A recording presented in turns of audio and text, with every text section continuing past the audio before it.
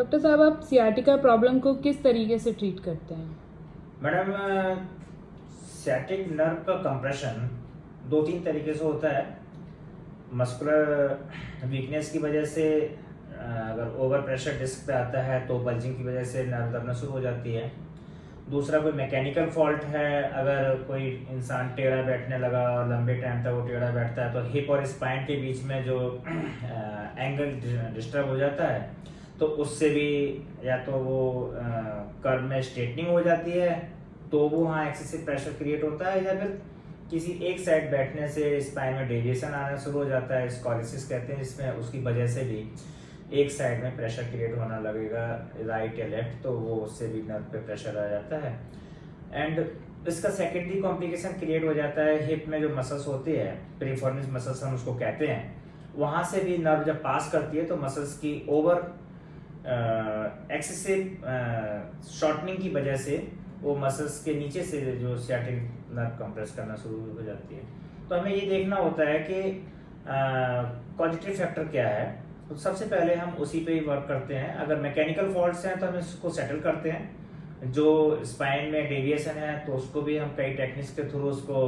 Set करते हैं और उसमें से प्रेशर को रिलीज करते हैं। अगर स्ट्रेटनिंग हो गया है, कई सारे लोग एक्सेसिव बेंडिंग की वजह से उनका कर्व अगर स्ट्रेट है तो उसमें भी मसल्स का काउंटर बैलेंस करते हुए उसका जो फेसिस लॉकिंग होती है, फेसिस से प्रेशर होता है, उसको रिलीज करते हुए सियाटिक नर्व को हम फ्री करते हैं। लेकिन इसमें सबसे इम्पोर्टेंट बात ये जानना जरूरी है हर पेशेंट के लिए कि अगर आप डॉक्टर पे ही डिपेंडेंट रहते हैं, अगर आपके पोस्चरल फॉल्ट से रिलेटेड अगर कुछ ऐसी डिफॉर्मिटीज क्रिएट हो रही हैं और अगर आप डॉक्टर पे ही डिपेंडेंट रहते हैं तो वो आपको शॉर्ट टर्म रिलीफ तो मिल सकता है लेकिन परमानेंट रिलीफ नहीं मिलेगा। तो उसमें आपको एजुकेट होना भी जरूरी है और उसके लिए जो हम इंस्ट्रक्शन देते हैं आप उसको फॉलो कीजिए और उससे आने वाले टाइम में आप इस प्रॉब्लम से बचिएगा। जो मसल्स कभी कभी क्या होता है कि एक झूठा दर्द भी आना शुरू होता है, मतलब एक्सेसिव प्रेशर जरूरी नहीं है कि वो स्पाइन से ही हो, हिप से भी जो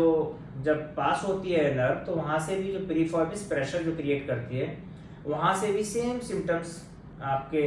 लेग्स में आते हैं। तो हमें वहां से उस मसल्स को भी रिलीज करना होता है और तब जाके आपको उसमें रिलीफ आता है। तो ऐसे करके स्पाइन से अगर कोई डेविएशन है, अगर कोई डिफॉर्मिटीज है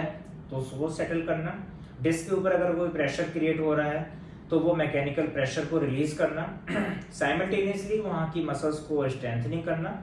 एंड उसके साथ जो सेकेंडरी कॉम्प्लिकेशन क्रिएट हुए हैं लाइक पेरिफॉर्मिस सिंड्रोम समथिंग, उनको भी साथ साथ रिलीज करना। तब कहीं जाके आपको इस प्रॉब्लम से आराम मिलता है। और ये इसमें हमें बहुत सारी टेक्निक्स अप्लाई करनी होती हैं, आपकी लाइफस्टाइल में चेंजेस करने होते हैं, आपके उठने बैठने के तरीके में चेंजेस करने होते हैं, जो स्ट्रिक्टली अगर आप फॉलो करते हैं तो इसको प्रॉब्लम को टोटली सॉल्व कर देते हैं। तो क्या डॉक्टर साहब आपके स्पाइन मैनिपुलेशन टेक्निक से सर्जरी भी बचाई जा सकती है? तो मोस्टली पेशेंट जो हमारे पास आते हैं उनको किसी न किसी एक डॉक्टर ने सर्जरी बोली होता है, किसी ने 2 ने बोला, किसी 4 डॉक्टर्स ने सर्जरी बोला होता है और वो इतना वरीड होते हैं उसको सर्जरी को ऑपरेशन को लेके कि वो उनका प्रॉब्लम से ज़्यादा तो उनका स्ट्रेस फैक्टर पीक पे होता है। तो मैं उनको ये सबको ये कहना चाहता हूँ कि कोई बड़ा प्रॉब्लम नहीं है, इसको अपने इस कंजर्वेटिव मैनेजमेंट के थ्रू, हमारे जो कायरोप्रैक्टिक ऑस्टियोपैथिक मैनिपुलेशन के थ्रू और हमारे ये अपने लाइफस्टाइल में कुछ चेंजेस करके इस प्रॉब्लम को टोटली सॉल्व किया जा सकता है और आपको किसी भी टाइप की सर्जरी में के लिए आपको उसमें जाने की ज़रूरत नहीं है।